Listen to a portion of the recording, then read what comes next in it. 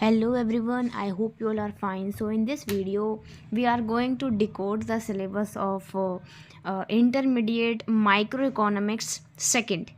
Okay and इस video में हम इसकी सजेस्टेड रीडिंग्स के बारे में देखेंगे, उनकी पीडीएफ्स कैसे आपको एक्सेस हो पाएंगी एंड उनके पूरे सिलेबस के बारे में कि इस सेमेस्टर 4 में आप क्या क्या टॉपिक्स को मेजरली वहाँ पर पढ़ने वाले हो and how to read it, ये भी हम एक स्ट्रैटेजी पे यहाँ पर एक डिस्कस करेंगे। तो ये जो वीडियो है वो टाइम स्टैम्प्स के अकॉर्डिंग डिवाइडेड होगा, जिसको आप अपनी कन्वीनियंस के अकॉर्डिंग भी जाके देख सकते हो।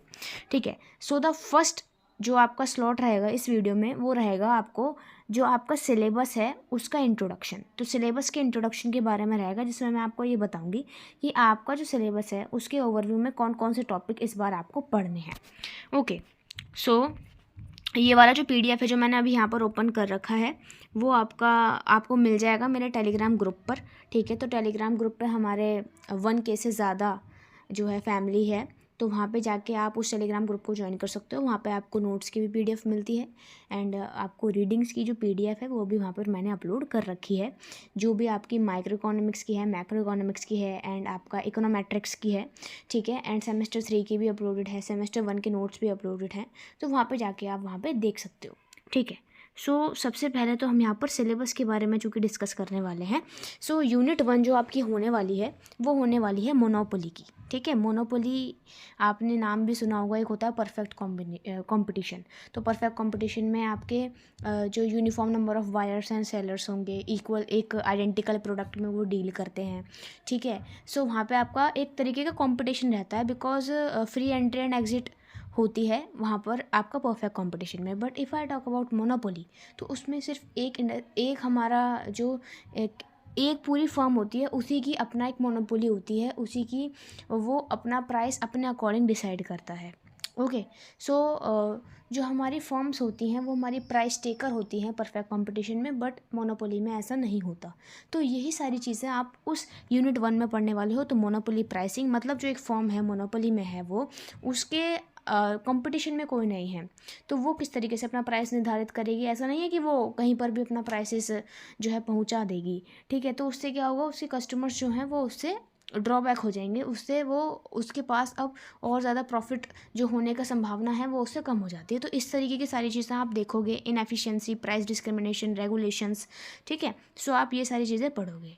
तो यहाँ पर आपको यहाँ पे जो आपको ये दे रखी है, देखो ये आपको चैप्टर 10 एंड चैप्टर 11 आपकी सजेस्टेड रीडिंग के दे रखा है, और वो जो रीडिंग है वो मैंने आपका अपलोड मैंने कर दिया कहाँ पर, टेलीग्राम चैनल पे। तो वहाँ पे जाके आप वो देख सकते हो। तो आपका है वो है जनरल इक्विलिब्रियम, जिसमें आप exchange economy, Robinson Crusoe economy, Pareto optimality बहुत इंपॉर्टेंट है। ठीक है, welfare theorems, welfare and social choices, ये सब चीज़ों के बारे में आप पढ़ोगे। एंड इनकी भी जो आपको चैप्टर 15 एप्लीकेशन, चैप्टर 9, ये भी आपके सजेस्टेड रीडिंग्स की दे रखी हैं।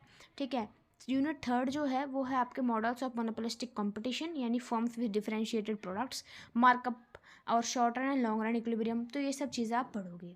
ठीक है, सो यूनिट 4 जो आपकी है वो है एक्सटर्नैलिटीज़ की आपके बारे में आपने पढ़ा होगा, सेमेस्टर 2 में भी आपने पढ़ा होगा, और आप थोड़ा बहुत एक्सटर्नैलिटीज़ के बारे में 12th क्लास में भी पढ़ के आए होंगे। मैक्रो में पढ़ा था, है ना हमने। तो एक्सटर्नैलिटीज़ जो है वो हमने वहाँ पर पढ़ा था, तो वो आप जाके अब हम इस वाले में भी पूरे डिटेल में पढ़ने वाले हैं इस सेमेस्टर में।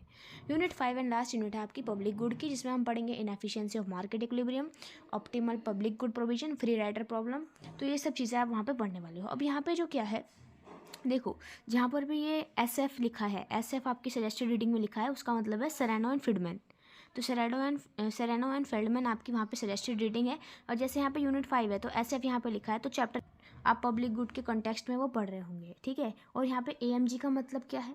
ठीक है, तो AMG का मतलब है आपका यही जो आपका ये एरेडोंडो है। ठीक है, एस्पेलोना एरिडेंडो, तो ये आपकी जो है वो AMG से यहाँ पर डिनोट की गई है, शॉर्ट फॉर्म्स का यूज़ करा। देखो मैंने बोला था ना ये SF आपकी SF है तो ये सेरेनो है, AMG है तो ये हमारा ये है एरिडेंडो। तो ये सब जो आपकी सजेस्टेड रीडिंग्स हैं इनकी आपको PDF मेरे टेलीग्राम चैनल पर मिल जाएगी। सो वहाँ पे जाके इसको आराम से देख लेना। ठीक है, सो ये तो बात रही इसकी। अब हम बात कर लेते हैं कि इस बार जो आपकी एग्जामिनेशन की मार्किंग स्कीम रहने वाली है वो किस तरीके से रहने वाली है।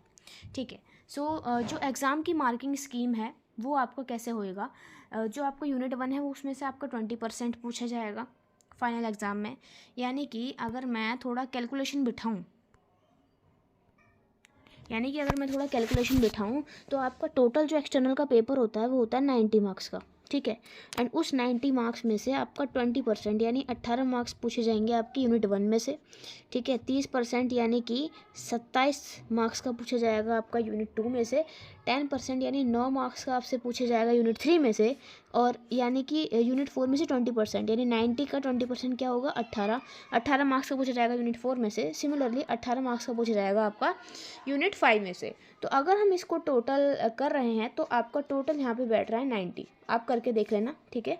तो ये आपका है यूनिट 1 यूनिट वाइज आपकी वेटेज कि किस तरीके से आपका किस यूनिट में से कितने नंबर का आपसे पूछा जाएगा। तो यानी कि मोस्ट इंपॉर्टेंट यूनिट आपकी क्या हुई, यूनिट 2 आपकी मोस्ट इंपॉर्टेंट यूनिट है। एंड यूनिट 1, यूनिट 4, यूनिट 5 उसको भी आप इग्नोर नहीं कर सकते, ठीक है। एक बारी को यूनिट 3 कर दोगे तो चलेगा, ठीक है, क्योंकि 9 नंबर की है तो आप ध्यान देना।